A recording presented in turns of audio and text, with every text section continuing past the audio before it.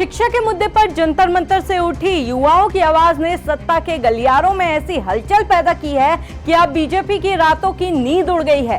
राज्य के उपचुनाव में जेनजी ने जो ट्रेलर दिखाया है उससे बीजेपी समझ गई है कि 2027 में सत्ता पानी है तो जेनजी को मनाना ही होगा।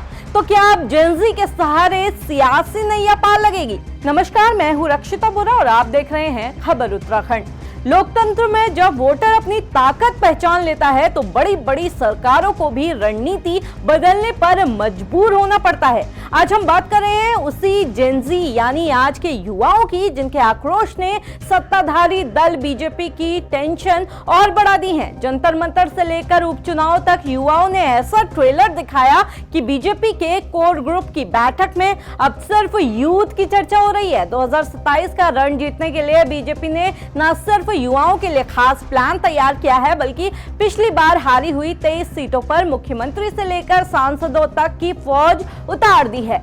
शिक्षा और रोजगार ये वो मुद्दे हैं जिन पर जंतर मंतर पर जुटे युवाओं ने हुंकार भरी तो उसकी गूंज पूरे देश में सुनाई दी। इस गूंज का असर ये हुआ कि सत्ता के शीर्ष पर बैठी बीजेपी अब पूरी तरह अलर्ट मोड में आ गई है। पार्टी को एहसास हो गया है कि आज का जेनजी वोटर खामोश बैठने वाला नहीं है।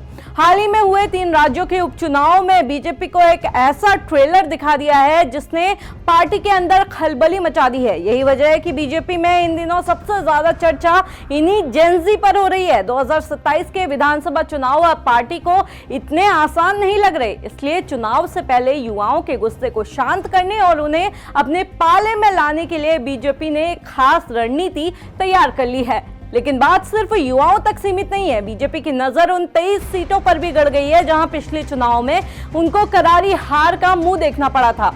इन सीटों को 2027 में हर हाल में फतह करने के लिए बीजेपी ने अपने सबसे बड़े और कद्दावर चेहरों को मैदान में उतार दिया है। सूबे के मुखिया पुष्कर सिंह धामी ने खुद खटीमा सीट जीतने का जिम्मा उठा लिया। वहीं गढ़वाल के दिग्गज सांसद अनिल बलूनी को बद्रीनाथ सीट की जिम्मेदारी दी गई है।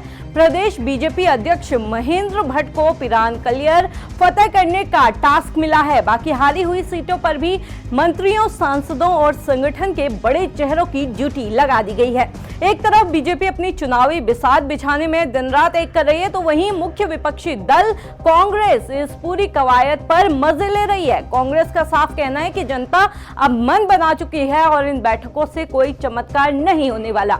जंतर मंतर से उठी चिंगारी ने बीजेपी को 2027 से पहले पसीना जरूर ला दिया है। हारी हुई 23 सीटों और युवाओं के वोट बैंक को साधने की ये जद्दोजहद बता रही है कि आने वाला चुनाव कितना दिलचस्प होने वाला है। अब देखना यह होगा कि दिग्गजों की फौज और युवाओं के लिए बना ये खास प्लान क्या 2027 में बीजेपी की सियासी नैया पार लगा पाएगा या फिर जेनजी सत्ता के सारे समीकरण पलट कर रख देंगे।